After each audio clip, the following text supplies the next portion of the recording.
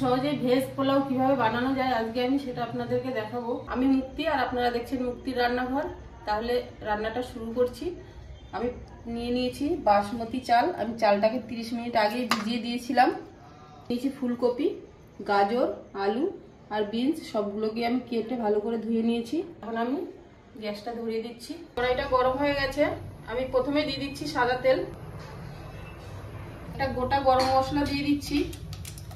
আমি এখানে দুটো মিডিয়াম সাইজের পেঁয়াজকে কেটে নিয়েছি। পেঁয়াজটা প্রথমে দিয়ে দিচ্ছি।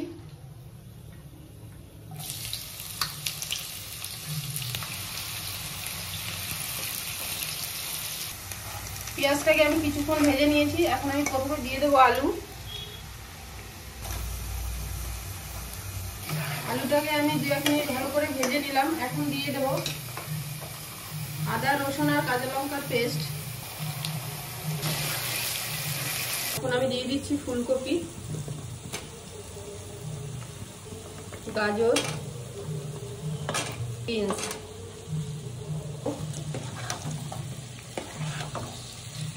আমি দিয়ে দিচ্ছি টক দই,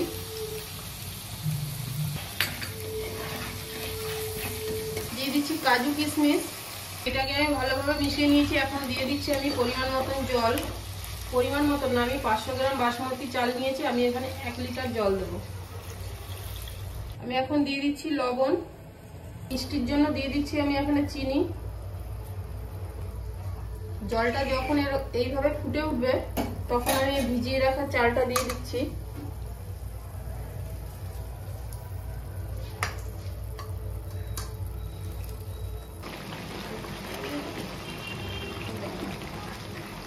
ভাত আর জলের লেয়ারটা যখন এরকম সমান সমান আসবে তখন গ্যাসটাকে কম করে দিয়ে থেকে ছড়িয়ে দিলাম ধনেপাতা কুচি, 1 চামচ গরম মশলার গুঁড়ো, দিচ্ছি ঘি, দিয়ে দিচ্ছি গোলাপ জল। গ্যাসটাকে কম করে আমি 15 মিনিট এইভাবে রেখে দেবো।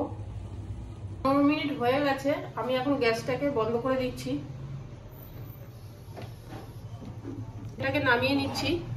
নামিয়ে 5 মিনিটের জন্য রেস্ট রেখে দিচ্ছি। 5 মিনিট হয়ে গেছে। আমি এখন ঢাকনাটা তুলে দিচ্ছি।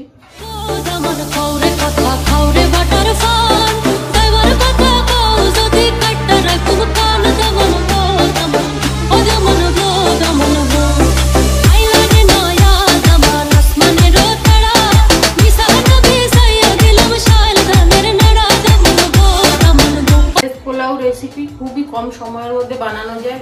ভিডিওটা যদি ভালো লাগে অবশ্যই কমেন্ট করে জানাবেন। তাহলে দেখা হচ্ছে পরের ভিডিওতে।